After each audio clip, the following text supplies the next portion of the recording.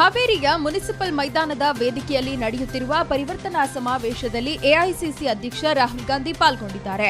12:30 ಸುಮಾರಿಗೆ ಹುಬ್ಬಳ್ಳಿ ಹಳೆ ವಿಮಾನ ನಿಲ್ದಾಣಕ್ಕೆ ಬಂದಿಳಿದ ರಾಹುಲ್ ಗಾಂಧಿ ಅಲ್ಲಿದ್ದ ವಿಶೇಷ ಹೆಲಿಕಾಪ್ಟರ್ ಮೂಲಕ ಮಾಜಿ ಸಿಎಂ ಸಿದ್ದರಾಮಯ್ಯ ಜೊತೆ ಹಾವೇರಿಗೆ ಆಗಮಿಸಿದ್ರು.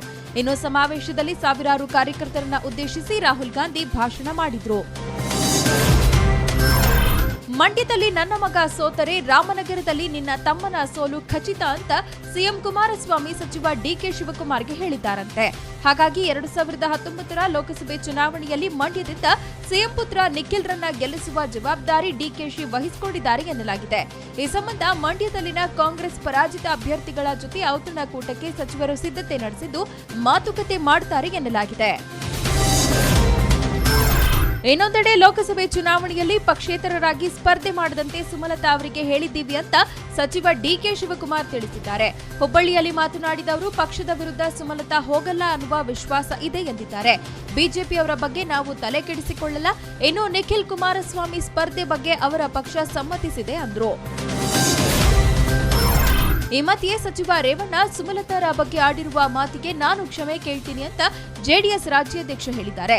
ಈ ಸಂಬಂಧ ಪ್ರತಿಕ್ರಿಯಿಸಿದ ಅವರು, ಸಚಿವರಾದವರ ಬಾಯಲ್ಲಿ ಇಂತಹ ಮಾತು ನಿರೀಕ್ಷೆ ಮಾಡಿರಲಿಲ್ಲ ಎಂದಿದ್ದಾರೆ. ಅಲ್ಲದೆ ಅವರಾಡಿರುವ ಮಾತಿನ ಬಗ್ಗೆ ಎಚ್ಡಿ ದೇವೇಗೌಡರು ಕ್ರಮ ಕೈಗೊಳ್ಳುತ್ತಾರೆ ಎಂದಿರುವ ವಿಶ್ವನಾಥ್, ಈ ಸಂಬಂಧ ನಾನು ರಾಜ್ಯಾಧ್ಯಕ್ಷನಾಗಿ ಕ್ಷಮೆ ಕೇಳ್ತೀನಿ ಎಂದಿದ್ದಾರೆ. ಲೋಕಸಭೆ ಚುನಾವಣೆಯ ಹಿನ್ನೆಲೆ ಮಾರ್ಚ್ 15ರೊಳಗೆ ಬಿಜೆಪಿ ಅಭ್ಯರ್ಥಿಗಳ ಪಟ್ಟಿ ಬಿಡುಗಡೆ ಮಾಡಲಾಗುತ್ತೆ ಅಂತ ಬಿಜೆಪಿ ರಾಜ್ಯಾಧ್ಯಕ್ಷ ಬಿಎಸ್ ಯಡಿಯೂರಪ್ಪ ತಿಳಿಸಿದ್ದಾರೆ. ಮಂಗಳೂರಿನಲ್ಲಿ ಮಾತನಾಡಿದ ಅವರು, ಟಿಕೆಟ್ ಹಂಚಿಕೆ ಸಂಬಂಧ ಬಿಜೆಪಿ ರಾಷ್ಟ್ರೀಯ ಅಧ್ಯಕ್ಷ ಅಮಿತ್ ಶಾ ಜೊತೆ ಈಗಾಗಲೇ ಒಂದು ಸುತ್ತಿನ ಮಾತುಕತೆ ನಡೆಸಿದ್ದೇವೆ. ಸದ್ಯದಲ್ಲೇ ಅಂತಿಮ ಪಟ್ಟಿ ಘೋಷಿಸುತ್ತೇವೆ ಎಂದಿದ್ದಾರೆ.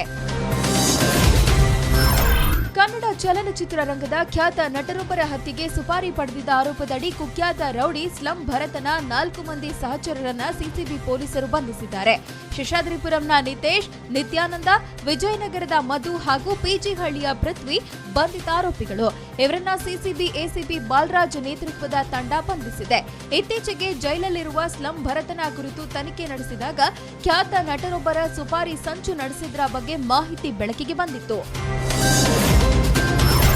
ರೌಡಿ ಲಕ್ಷ್ಮಣ ಕೊಲೆ ಪ್ರಕರಣಕ್ಕೆ ಸಂಬಂಧಪಟ್ಟಂತೆ ಸಿಸಿಬಿ ಪೊಲೀಸರು ಆರೋಪಿಗಳಾದ ರೌಡಿ ಶೀಟರ್ ಕ್ಯಾಟ್ ರಾಜ, ಕುರಿ ಸೀನಾ ಶ್ರೀಕಂಠನನ್ನ ಬಂಧಿಸಿದ್ದಾರೆ.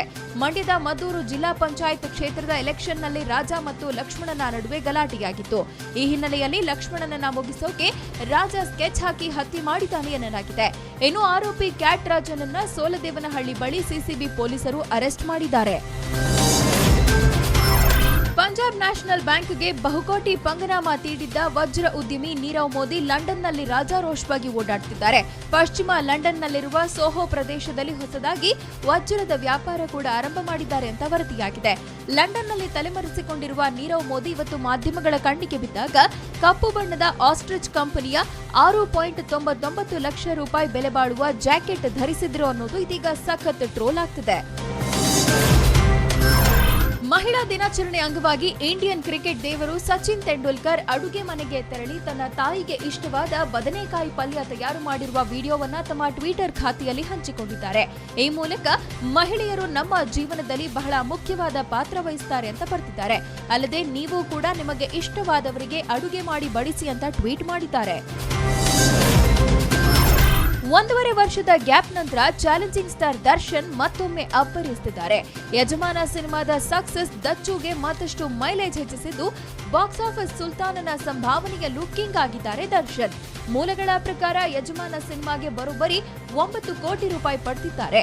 ಯಜಮಾನ ದೊಡ್ಡ ಸಕ್ಸಸ್ ಗಳಿಸಿದ್ದರಿಂದ ಮುಂದಿನ ಸಿನಿಮಾಗಳಿಗೆ ದೊಡ್ಡ ಸಂಭಾವನೆಯ ಬೇಡಿಕೆಯೂ ಬಂದಿದೆ.